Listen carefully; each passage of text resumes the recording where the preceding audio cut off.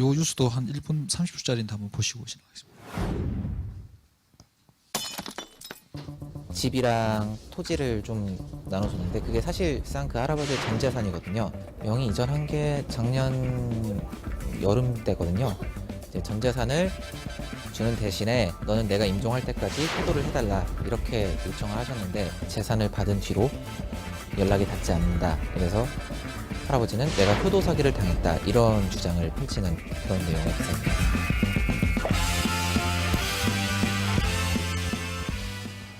아흔여섯 살 신호균 할아버지는 지난해 7월 경기도 여주의 자택에서 2달 안에 나가라는 통고서를 받았습니다.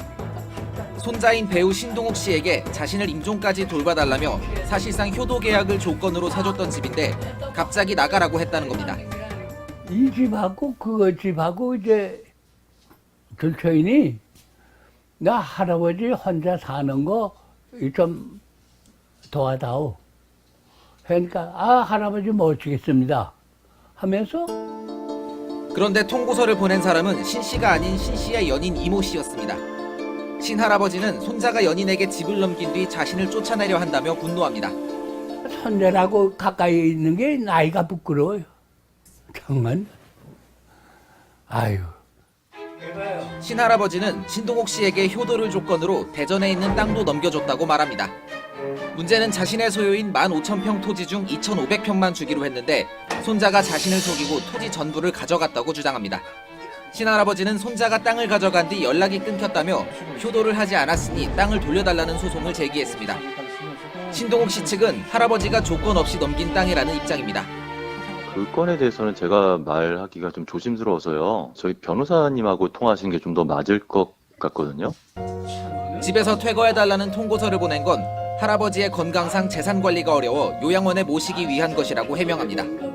돈을 돌려드려봤자 뭐 주위에 있는 사람들 돈을 다 날릴 걸 뻔하니까는 할아버지 진정시켜서 안전하게 모실 생각 이 생각만 해요.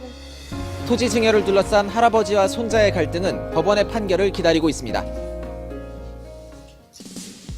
그 할아버지가 가족들이랑 왕래가 아예 없으세요. 이게 원래 군인이셔서 뭐 국가유공자기도 하고 좀 무공훈장도 많이 받은 굉장히 좀 강한 군인이셨다 그래요. 그래서 워낙 엄격한 아버지고 해서 자식들이랑 아내랑 다 떠나서 혼자 사시는 분인데 좀 안타깝더라고요. 이제 그 외로운 사람이라서 나를 죽을 때까지 누군가가 곁에 있어줬으면 좋겠다 해서 이제 사실 지금 자식들한테 재산을 좀 뿌리면서 날 좀 돌봐달라 이렇게 좀 구조 요청 같은 걸 하는 건데 그 뒤로 이게 뭐 실제로 사기였든 아닌지는 이제 재판에서 판가름 나겠지만 그 뒤로 이제 이런 문제가 생겼다는 거 그리고 그 뒤로 그걸로 인해서 또 그동안 연락하고 지내던 손자가 또 한 명 하나 사라졌다는 거 할아버지한테는 잘 해결됐으면 좋겠다. 어떻게든 원만하게 뭐 신동욱 씨가 뭐 돌려주지 않더라도 토지나 주택을 돌려주지 않더라도 가장 좋은 건 이제 같이 그냥 잘 가족처럼 사는 게 제일 중요한 거니까 그렇게 됐으면 좋겠다고 생각을 하고 있습니다.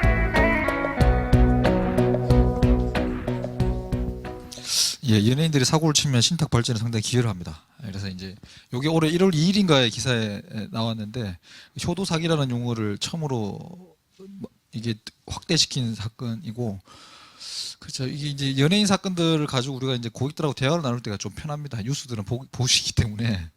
그래서 이제 이런 것들을 조금 많이 알고 계시면 이제 편하죠. 그러니까 이제 복잡한 신탁을 설명하는 게 아니라 이런 사례로 신동욱 사례 보셨죠? 그냥 주시면 안 돼요. 이런 거죠. 그러니까 이렇게 하고 절세를 뭐 하고 싶으면 하시는 거 좋은데 그럴 때는 신탁을 씌워놓고 주시면 다시 돌려받기도 하고 함부로 못한다. 이건 또 여자친구한테 소유권을 넘겨줬다고 한 거잖아요. 너무 억울하죠. 너무 억울한데 이제 이런 것들을 좀 보시고. 근데 요 사건이 하도 뭐 이렇게 서로 싸우다가 아마 취하를 한 거로 알고 있고요. 근데 뭐 실제 진실은 뭔지는 모르겠어요. 그러니까 이 법원 판결이 나왔으면 상당히 더 좋은 케이스가 됐을 텐데 취하를 한 거로 알고 있습니다. 이거는 지난번에 설명을 드렸고요. 효도계약서 자체가 나름대로 장치가 될 수 있긴 하지만 안 돌려주면 받을 수 있는 방법이 없어요. 한 달에 2번씩 찾아오고 월 생활비로 100만 원씩 주는 걸로 하고 집을 줬는데 이행을 안 해요. 안 하면 어떡하겠어. 강변호사가 어떻게 해야 됩니까? 소송으로 가야죠. 네, 소송 가야죠. 네, 그때는 강변을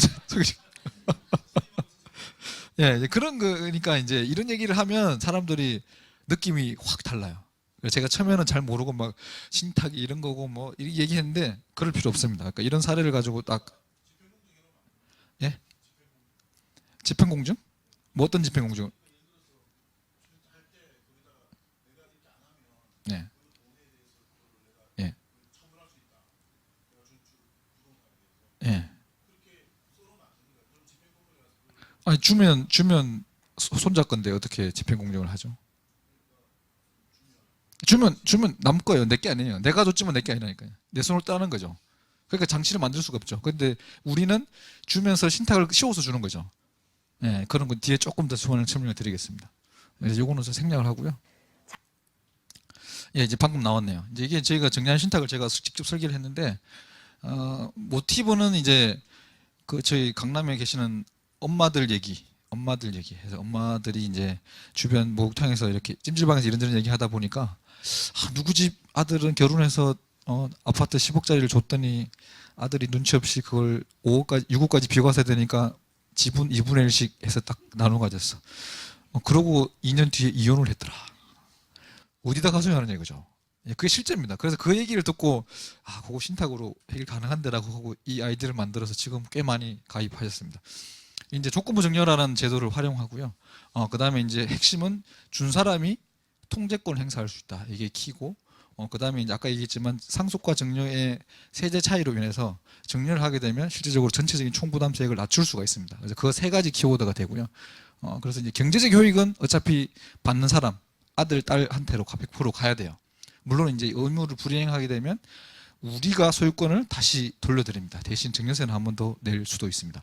예, 그렇게 하고 증여세에 대한 관리 처분, 증여자의 동의 없이는 안 됩니다. 신탁계약을 열어보면 증여하고 신탁계약 안에 뭐가 있냐면 요거를 처분 뭐 등등 할 때는 다 어머니, 아버님의 동의를 받아와라. 이렇게 해놓죠. 우리는 신탁사는 계약서만 바라보니까 처분해달라고 왔어요. 자기 거니까. 그래? 그럼 당신이 이거 증여받을 때 처분 행사할 때 부모님 동의를 받고 온 거 아니냐? 받아러 간 거 아니냐? 그러면 동의 받아 오시겠습니까? 아니면 저희가 전화를 드릴까요? 하면 이제 물러나죠. 예, 혼나지 그러다가. 그래서 이제 결국 딱 그렇게 해서 그 계약이 이제 공증까지 등기부에는 안 들어가지만 신탁 원부를 떼 보면 그 안에 그게 다 들어가 있거든요. 뭐 끽소리도 못 하고 그냥 통제권 행사를 받는 거죠. 일단. 예, 그렇게 하고 이제 자녀분 나이가 어느 정도 성숙돼서 둘이 잘 살면 이제 신탁을 풀어줍니다. 그래서 이 고객들 보면 한 45세 정도까지는 있어야지 처리된다 이렇게 보고요. 그래서 이제 주로 요거는 이제 부동산 이제 상가 빌딩 같은 부동산을 가지고 있다라고 하면 지분 정리할 때 아주 효과적이고 뭐 통으로 주면 좋죠. 근데 뭐 50억짜리 통으로 줘봐야 세금만 20억 이상 날 거기 때문에 그렇게 하지는 못하죠. 그래서 이제 지분식 10년 단위로 정리를 하는 그런 구조 하고 그다음에 상속신탁과 결합시키는 뭐 그런 내용들입니다. 예, 요거는 이제 그때도 한번 살짝 보여드린 사례인데 가로수길에 이제 33억 기준 시가로는 한 110억 가지고 계신 분인데 이분이 이제 저희 쪽 상담원이 들어와서 이제 본인은 이제 금융자산이 일부 있으니까 요 삼형제한테 3분의 1씩 나눠주고 싶다. 어떻게 해야 되냐? 그래서 이제 그래요? 뭐 해서 저희가 이제 세금 쭉쭉 해보고 이제 검토하는 과정에서 이제 회장님의 낙이 이제 건물에 가서 임차인들하고 얘기하고 일수로 임차로 받고 이런 걸 좋아하셔서 3분의 1은 가지시라 일부러. 나머지 3분의 1을 3등분해서 나눠주고 10년만 사시면 세금을 19억에서 13억으로 줄일 수 있습니다. 이거는 이제 세제의 그 상속세로 합산되는 그 기간이 이제 상속이는 10년이니까 이제 그렇게 잡은 거죠. 그럼 결국 6억 정도를 절세하고 그 다음에 10년 동안 임대료 3천만 원 중에 2천만 원이 자녀 계좌에서 쭉 쌓아가는 거죠. 그때는 상속을 받아도 이미 이제 금융자산이 상당부 형성되어 있기 때문에 그거로 상속세를 납부를 하는 거죠. 그리고 둘째 아들이 사업을 하고 있어가지고 둘째 아들 채권자가 이게 3분의 1 지분에 9분의 2 지분에 압류를 해버리면 골치 아픈데 신탁의 장점 압류가 안 됩니다. 압류가 안 되게끔 돼 있기 때문에 수익권 압류를 하더라도 부동산에 대해서 압류를 못 하거든요. 그런 구조로 짜드린 거죠. 예, 그렇게 하고 3분의 1은 이제 본인이 가지시면서 노후생활비 쓰고 그 다음에 본인 사후에 이걸 다시 3등분 해가지고 3명한테 나눠주라. 그리고 20년 동안 이 부동산을 팔지 마라. 이렇게 이제 설계를 해드린 사례입니다. 여기 이제 이 도식으로 만들어 드린 거고요. 그래서 3분의 1은 본인이 가지시면서 이제 상속 신탁, 나머지 3분의 2는 3등분해서 정리 신탁하면 우리 신행정권이 100%그 해당 부동산을 가지게 되는 구조입니다. 그래서 이제 본인이 지금 현재로는 본인이 관리하고 싶다 해서 을종 관리 신탁, 소유권만 제가 보존해 드리고 임대료 수입만 관리해 드리고 나중에 이제 좀 어려워지시면 갑종으로 전환, 임대 시설 관리 전부 다 우리가 해주는 그런 구조가 됩니다. 이제 그렇게 계약을 하고 사전 정리를 했기 때문에 결국 이제 절세 효과를 보고 그다음에 신탁 계산의 통제권은 완벽하게 행사할 수가 있습니다. 압류도 안 되고요. 예, 이렇게 하고 본인 거는 아까 지금 상속 신탁으로 해서 이제 승계하시고. 신탁 재산은 신탁법에 압류가 안 되게끔 압류, 체납 처분 등등 안 되게끔 다 만들어 놨어요.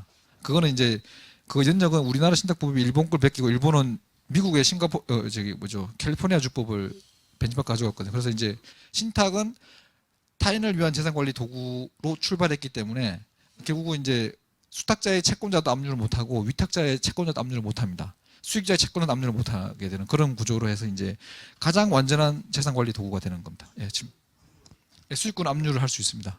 예, 예. 채권 압류. 요거는 생활비 개념은 없습니다. 이건 예. 예, 다 압류할 수 있는데 그거 때문에 저희가 이제 고안해낸 게 압류가 들어오면 수익자를 변경할 수가 있습니다. 그 아버지로 들어오면 손자로 내려버리는 거예요. 예, 이게 이제 제가 고안해내는 방법이고 이게 영국에서 똑같이 작동을 하고 있습니다. 예.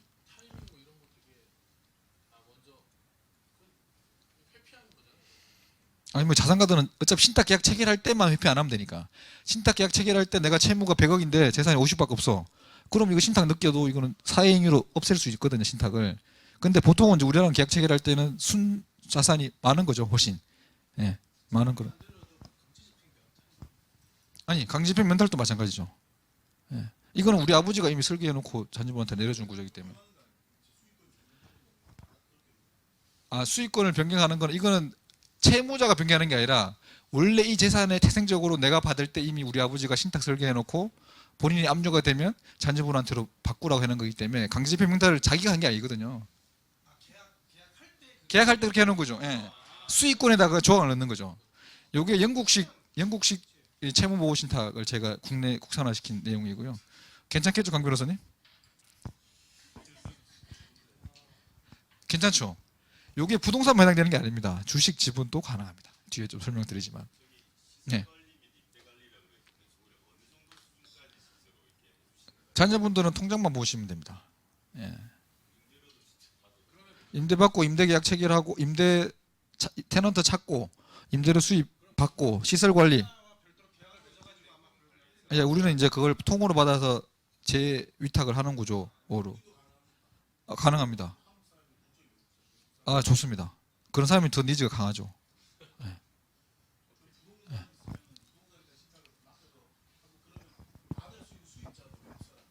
가능합니다. 예. 세금은 내셔야 되고요. 세금 빼고는 다.